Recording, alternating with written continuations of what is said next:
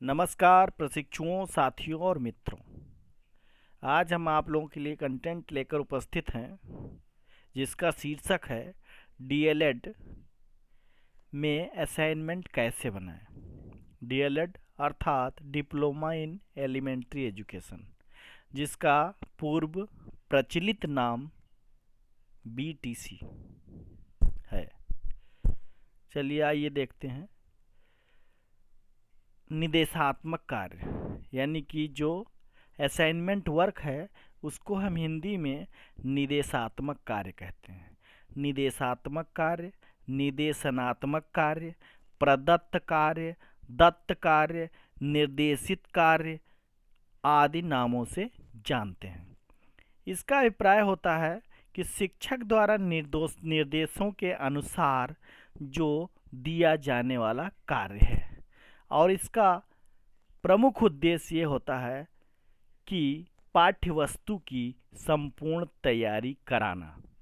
DElEd प्रशिक्षुओं की विशेष मांग पर यह वीडियो मैं बना रहा हूँ। आशा है इससे आपको लाभ प्राप्त होगा। तो सबसे पहले हम देखते हैं कि जो निर्देशनात्मक कार्य या दत्त कार्य या असाइनमेंट वर्क का जो उद्देश्य है वह क्या है। तो पहला उद्देश्य होता है पाठ्य वस्तु की तैयारी कराना। यानी पाठ्य वस्तु जो होता है, जो आपका कैरिकुलम है, उसके अनुसार पाठ्य वस्तु का निर्माण होता है। और पाठ्य वस्तु की पूरी तैयारी यदि प्रशिक्षु या विद्यार्थी या छात्र करता है तो असफलता से बच जाता है। इसलिए तरह तरह की रणनीतियाँ अध्यापकों के द्वारा अपनाई जाती हैं, जिसके दौरान वह पूरी पाठ्य वस्तु को तैयार करने में सक्षम बन जाता है। तो इसका पहला उद्देश्य हो गया पाठ्य वस्तु की तैयारी कराना। समग्र पाठ्य वस्तु पर दृष्टिपात करना। हम असाइनमेंट में निर्देशात्मक कार्यों में प्रश्न देते हैं और प्रश्न को वह पाठ्यपुस्तकों आदि में ढूंढ करके उनके उत्तर को पूर्ण और संक्षेप में लिखता है। अपनी प्रतिक्रिया, अपनी अभिव्यक्ति, अपना विचार मिलाकर, यानी अपने विचारों को भी वो उसमें समावेशित करता है। इसके माध्यम से वह पूरे पाठ्यक्रम पर अपनी दृष्टिपात, इसका मतलब यही हुआ कि पूरे पाठ्यक्रम पर उसकी दृष्टि पड़ जाती है। फिर पढ़ाई या पढ़ी जाने वाली सामग्री की ओर ध्यान आकृष्ट कराना। यानी अध्यापक ने जो जो पढ़ाया है या बालक ने जो जो पढ़ा है अब तक, उस सामग्री की ओर उसका ध्यान आकर्षण होता है, ध्यान आकृष्ट होता है, और उसके आधार पर उसकी विषय वस्तु तैयार करने में उसको स्वयं को मदद मिलती है। दोहराने या अभ्यास के अवसर की सुलभता।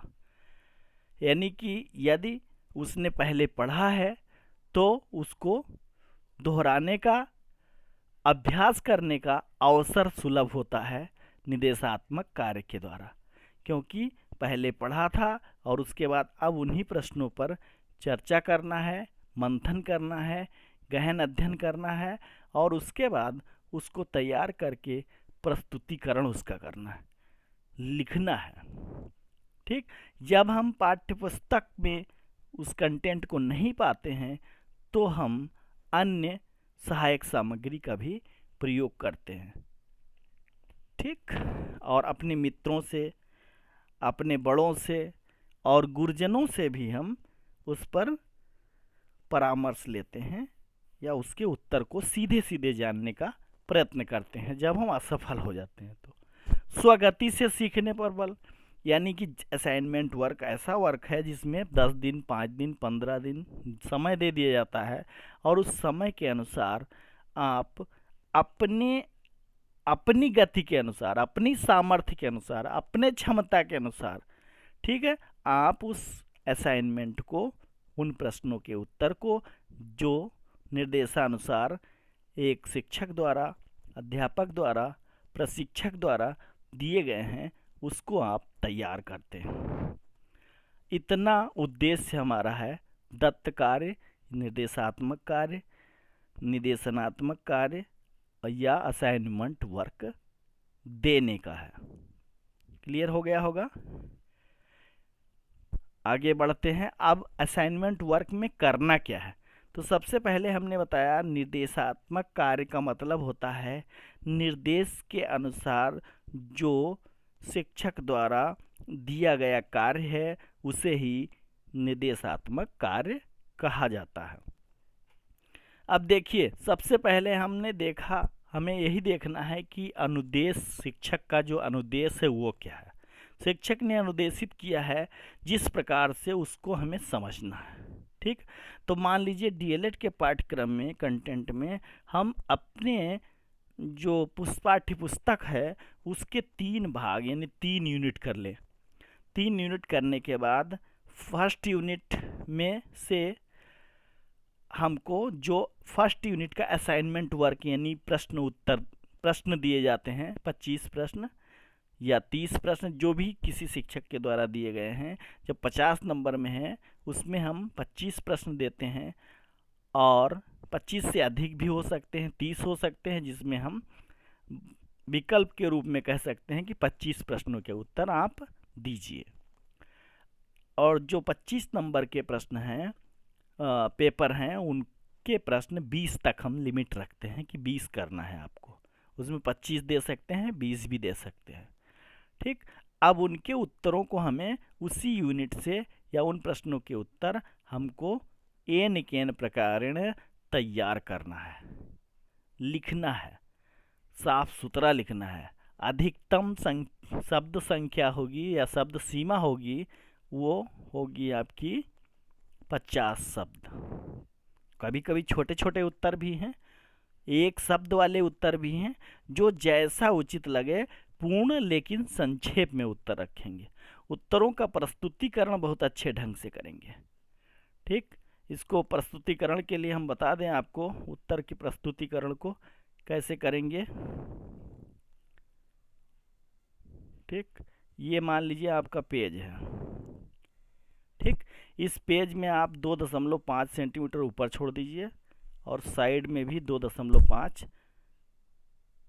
सेंटीमीटर यानी 25 mm छोड़ दीजिए। इधर आप 0.5 mm और इधर नीचे 0.5 mm, ये ठीक है। इतना छोड़ करके इसमें आप प्रश्न लिखेंगे सीधे सीधे और फिर उसके उत्तर लिखेंगे, फिर एक रेखा खींच देंगे और उसके बाद फिर प्रश्न उत्तर। कोशिश करेंगे कि हर पेज मुक्त हो, यानी 2 प्रश्न या 3 प्रश्न और 3 प्रश्न, जो प्रश्न उत्तर प्रश्न उत्तर प्रश्न उत्तर, जितना उसका मटेरियल हो उसको संक्षेप में करके सारगर्भित रूप से, पूर्ण रूप से उसको लिखना है और उसको पार्ट कर देना है कि जैसे पहले पार्ट में आपने उत्तर प्रश्न कर लिया, लाइन खींच दीजिए, दूसरे में, तीसरे में या 3 आ गए, 4 भी आ सकते हैं, कभी कभी 2 भी आ सकते हैं, किसी में 1 भी हो सकता है। तो आप इसका ध्यान रखेंगे, लेकिन कोशिश करेंगे कि शब्द सीमा 50 से अधिक न हो।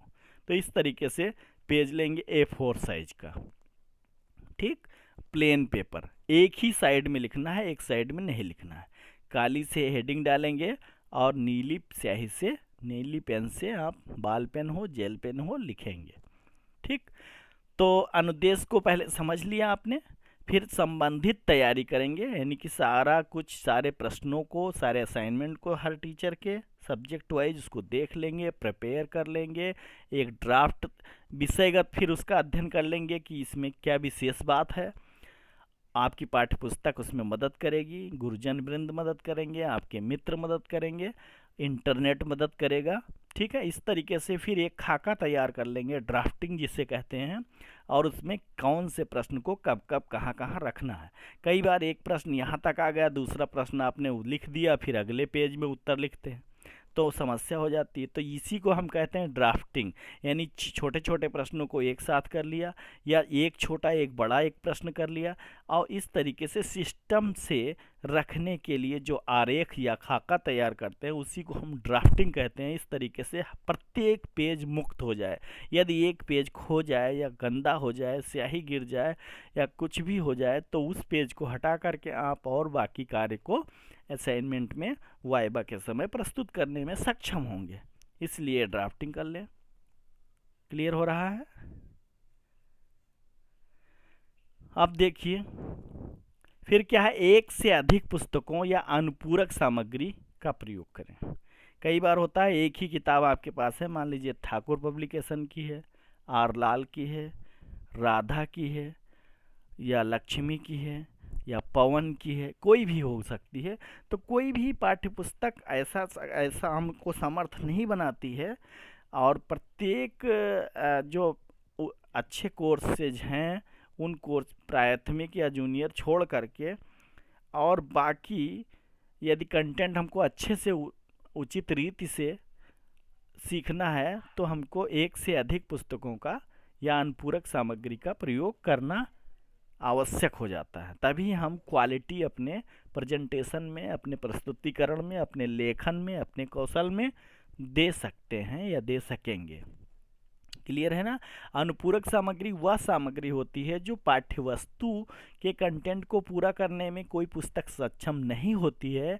तब हम किन्हीं अन्य पुस्तकों, पत्रिकाओं आदि से जो सहयोग लेते हैं उसी को हम अनुपूरक सामग्री कहते हैं।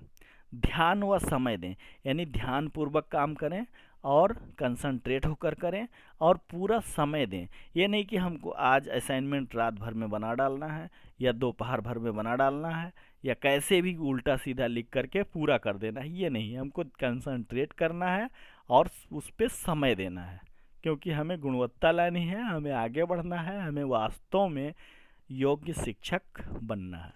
फिर लेखन सामग्री का निर्देशानुसार प्रयोग करें।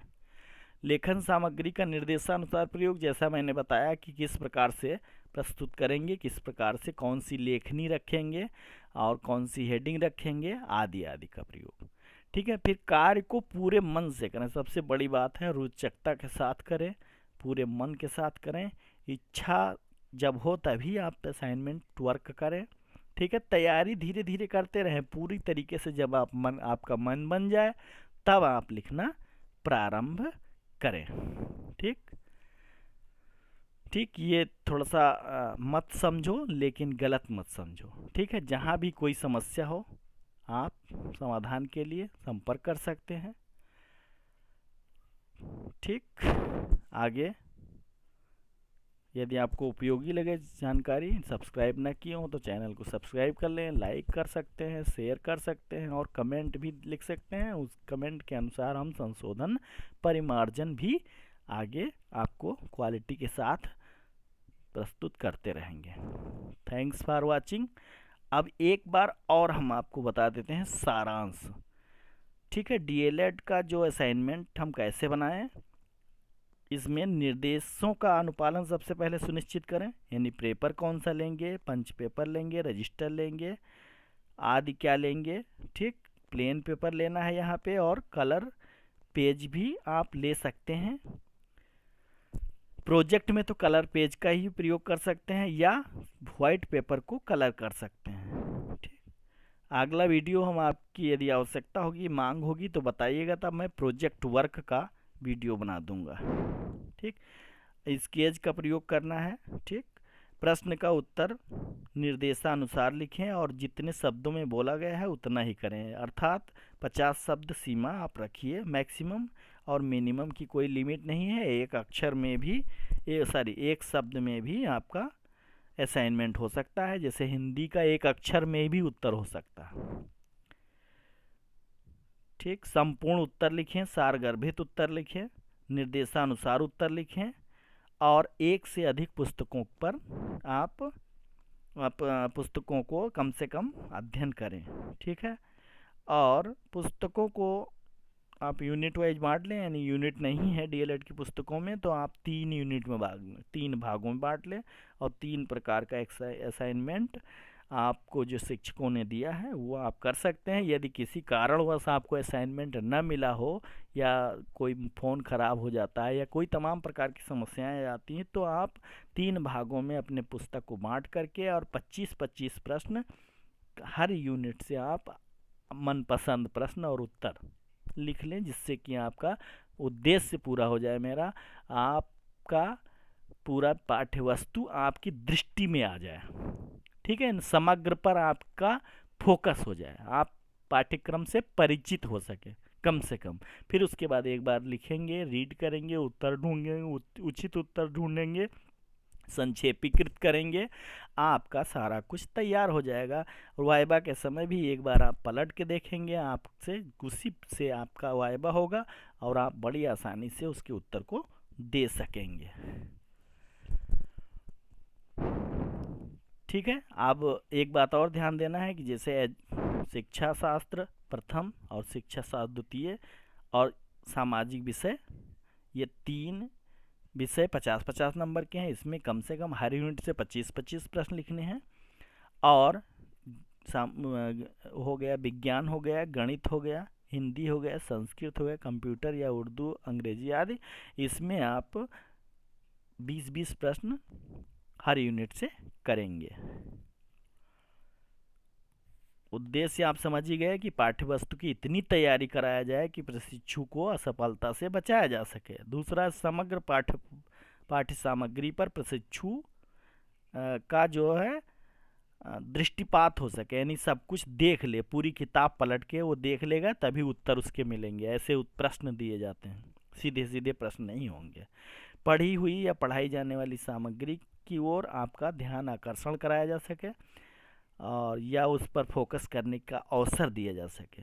पुनरावृत्ति या अभ्यास के अवसर को सुलभ कराना भी इसका उद्देश्य है। प्रशिक्षुओं को सृजनशील बनाना भी इसका काम है, क्योंकि आप कितना डिजाइन कर सकते हैं, कितना लिख सकते हैं, किस प्रकार लिख सकते हैं, कैसे शब्दों का चुनाव कर सकते हैं और कितना संक्षेपीकृत कर सकते हैं आदि की जानकारी भी हो जाएगी। और स्वगति से सीखने पर बल दिया जाता है कि आप अपनी स्थिति से अपने अनुसार, अपनी इच्छा अनुसार सीख सकेंगे। धन्यवाद। वीडियो थोड़ा लंबा हो गया है, इसके लिए हमें क्षमा कीजिएगा।